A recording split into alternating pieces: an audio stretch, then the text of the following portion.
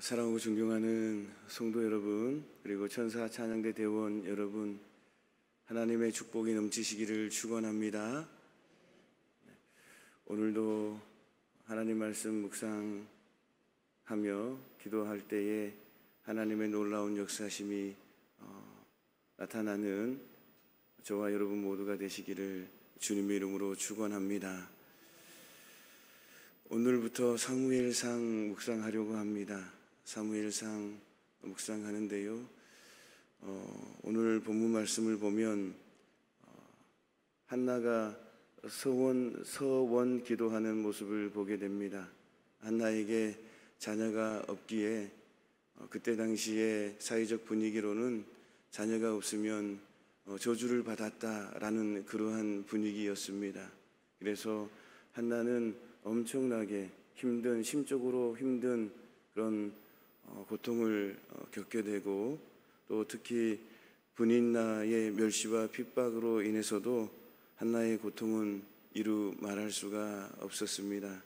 그럴 때에 한나는 하나님께서 자신에게 자녀를 주시면 나실린 은으로 하나님께 바치겠다라는 소원 기도를 하게 되는 모습을 보게 됩니다.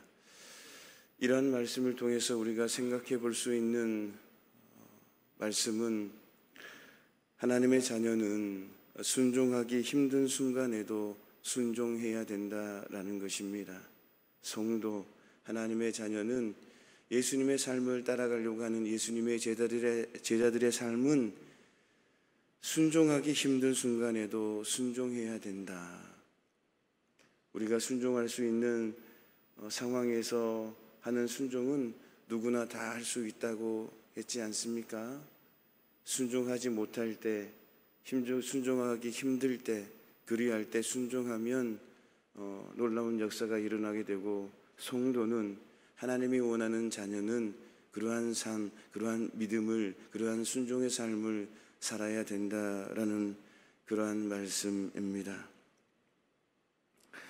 본문 9절 말씀을 보면, 그들이 실로에서 먹고 마신 후에 한나가 이루나니라고 말씀하고 있습니다. 그들이 실로에서 먹고 마신 후에 한나가 이루나니, 이 말씀은 한나가 엘가나 못지않게, 남편 엘가나 못지않게 모세 율법의 준수자임을 보여줍니다. 엘가나가 아내와 자녀들에게 사절을 보면, 본문 4절을 보면 재물의 분깃을 주었다거나 또는 먹었다라는 기록을 보아서 엘가나가 드린 제사는 유일하게 제사를 지낸 자가 그것을 먹을 수 있는 화목제임을 우리는 알 수가 있습니다. 이 화목제란 사실 축제적인 분위기에서 드리는 것이기에 나누어 먹는 즐거움이 있는 제사입니다. 그렇지만 아무리 그러한 축제적인 분위기에서 드리는 화목제라도 제사 규례를 엄격하게 지켜야 된다라는 것입니다. 그렇지 않으면 레위기 7장 18절의 말씀처럼 그 제사는 기쁘게 받아들여지지 않을 것이라 드린 자에게도 예물답게 되지 못하고 도리어 가증한 것이 될 것이며 그것을 먹는 자는 그 죄를 짊어지리라 라고 말씀한 것처럼 그 제사는, 그 예배는 받지 않는다라는 것입니다. 진실로 영과 진리로 하나님 앞에 예배를 드려야만, 제사를 드려야만 하나님께서 기뻐 받으신다라는 것입니다.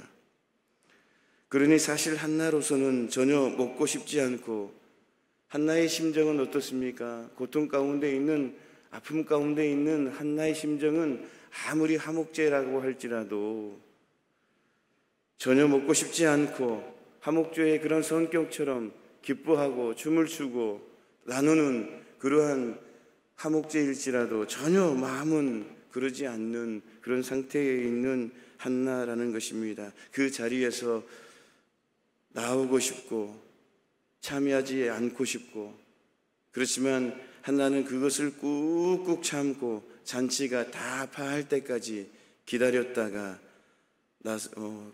그리고 난 후에야 기도하기 위해 슬며시 자리를 빠져나왔다라는 것입니다. 말하자면 한나는 제사 규례를 잘 지킴으로 율법을 준수했다라는 것입니다.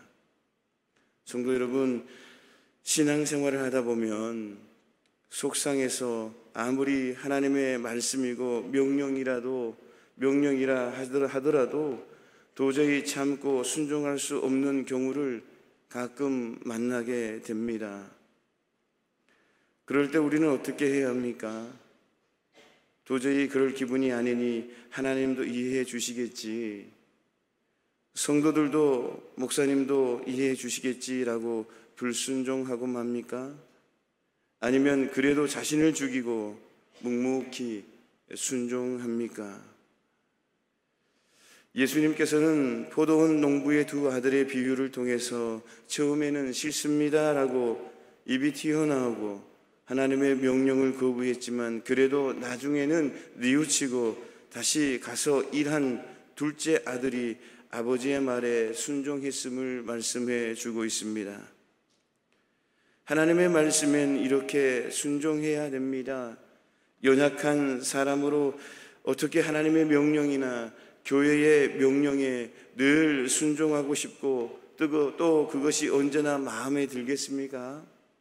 하기 싫은 때도 있고 부당하다고 생각될 때도 있을 것입니다.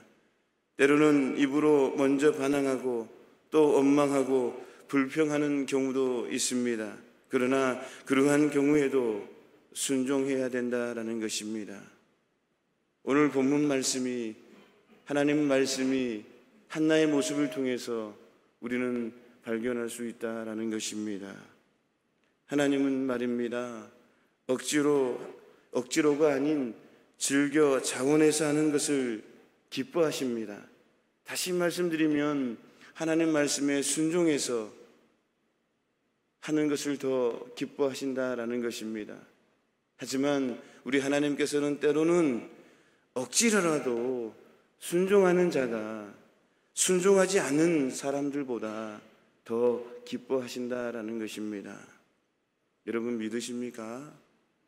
여러분, 우리가 신앙생활 하면서 하기 싫은 것, 또 마음에 들지 않는 것, 그럼에도 불구하고 또 하나님 말씀 가운데에 순종해야 된다라고 말씀이 선포되어지고 그리할 때에 그 말씀에 억지로라도 순종해 보시기 바랍니다. 그러면 하나님의 놀라운 기뻐하심이 내 심령 가운데 나타나게 될 것입니다. 처음에는 갈등이 되고 처음에는 불편하고 이거 정말 해야 되는가? 그렇지만 순종하지 않는 자보다 억지로라도 순종하는 자에게 하나님의 놀라운 역사가 일어나는 것입니다. 누리시기를 축원합니다. 어떤 의미에서 정말 순종하기 힘든 상황에서 억지로라도 자기를 죽어가면서 순종하는 것이 지혜롭다라고 생각되어집니다. 그리할 때에 하나님은 순종하지 않을 때보다 놀라운 역사심으로 축복해 주십니다. 그러기에 사랑하는 성도 여러분, 항상 순종하는 사람이 되어야 합니다. 내가 기쁘고 할만할 때, 그럴 때만 순종하는 것이 아니라 내가 순종하기 힘든 그 순간에도 나를 쳐서, 내 자아를 쳐서 복종시켜 순종하는 자가 되시기를 바랍니다. 그러므로 말미암아 하나님의 약속하신 축복을 누리시기를 주님의 이름으로 축원합니다. 그리고 한 가지 더 생각해 볼 수 있는 것은 마음이 답답할 때 하나님 앞에 나와 기도해야 된다라는 것입니다. 마음이 답답할 때, 마음이 답답하고 마음이 무거울 때 하나님 전에 와서 기도해야 된다. 오늘 본문 10절 말씀을 보면 한나가 마음이 괴로워서 여호와께 기도하고 통곡했다라고 말씀하고 있습니다. 이 말씀에서 마음이 괴로워서에 해당하는 히브리어 원어를 보면 그 원어를 직역하면 영원히 괴로워서 이렇게 직역할 수가 있겠습니다. 이것은 그녀의 마음 깊은 곳에서부터 우러나온 아픔과 슬픔을 나타내 주고 있습니다. 또한 기도하고 통곡하며에 해당하는 언어를 표준세 번역으로 번역하면 흐느껴 울며 애원하였다라고 번역하고 있습니다. 흐느껴 울며 애원하였다. 이것 또한 결국 이것도 그녀의 아픔과 슬픔을 부각시키는 표현이라고 할 수 있습니다. 그런데 본문에서 우리가 보다 더 중요하게 생각할 것은 괴롭고 슬플 때 취한 한나의 태도다라는 것입니다. 한나는 하나님께 울며 기도했습니다. 이것이 바로 하나님을 믿는 성도의 바람직한 태도다라는 것입니다. 세상 사람들은 마음이 괴롭고 아플 때 어떻게 합니까? 술을 마시기도 합니다. 또 어떻습니까? 요즘은 노래방 가서 노래 부르기도 합니다. 또 어떻습니까? 때로는 산에 가서 산에 올라가가지고 소리 지르기도 합니다. 또 어떤 사람들은 스포츠를 막 하면서 스트레스를 풀기도 한다고 합니다. 이렇게 세상 사람들은 그들 스스로의 방법으로 괴롭고 슬픈 상황들을 모면해 보려고 합니다. 이것은 그들에게 그러한 상황을 해결할 다른 특별한 묘책이 없기 때문입니다. 물론 그들의 방법도 어느 정도 효과를 거둘 수가 있습니다. 그렇지만 순간이다라는 것입니다. 우리가 어떤 스포츠, 축구도 하고 야구도 하고 골프도 하고 여러 가지 달리기도 하고 마라톤도 하고 걷기도 하고 또 산에 가서 열심히 소리도 지르고 노래방 가서 열심히 노래도 부르고 또 술도 마시고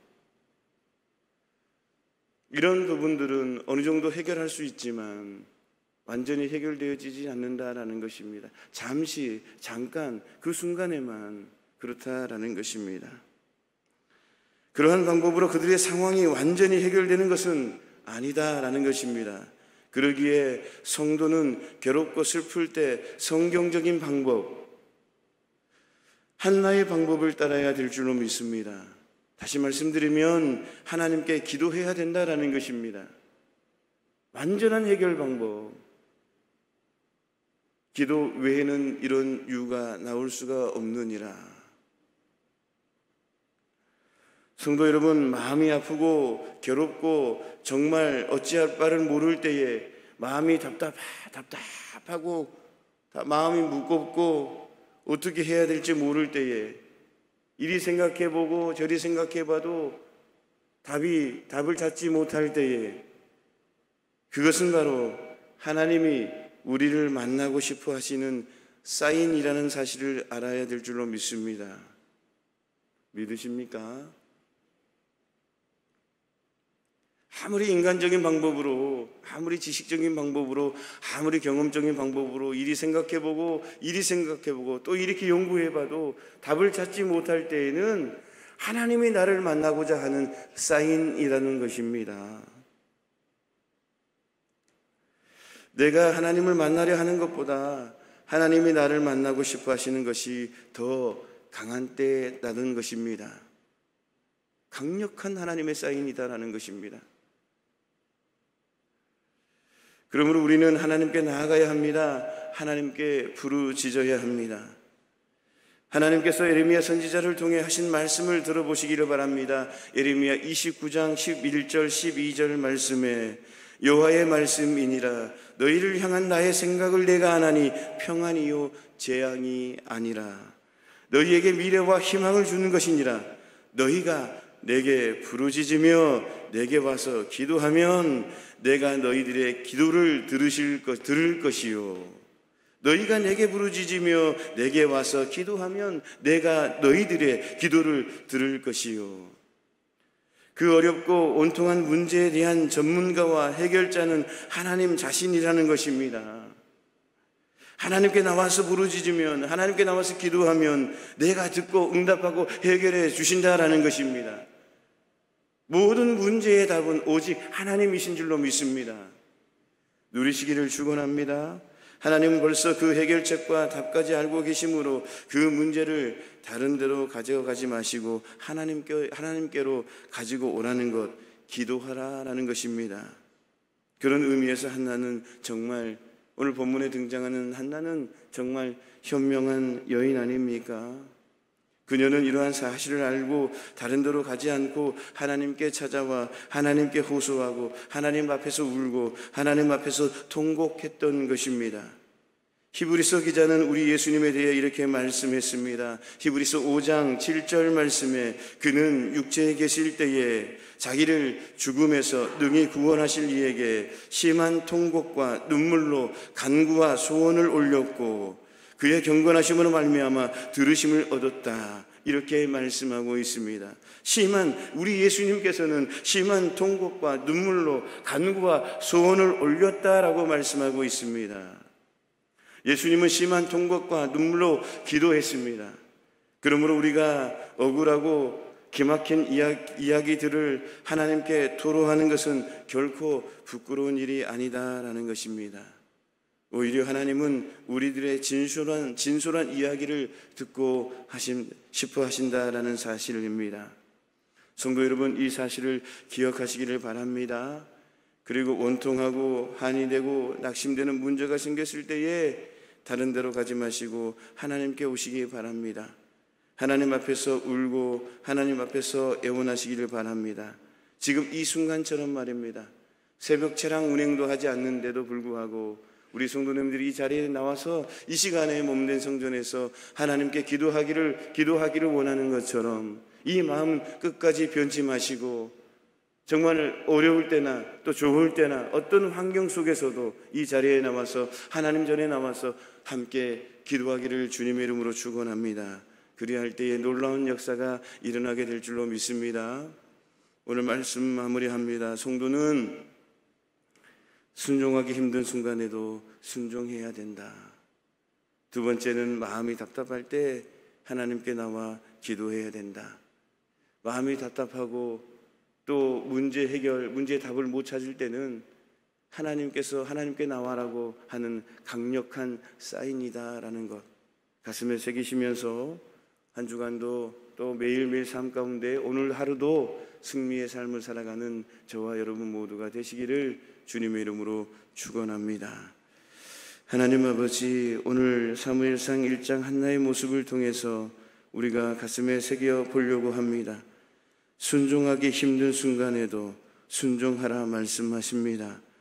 마음이 답답할 때, 문제를 해결하기 어려울 때, 아무리 답을 찾으려고 하더라도 답이 없을 때 하나님의 강력한 사인임을 다시 한번 생각해 봅니다.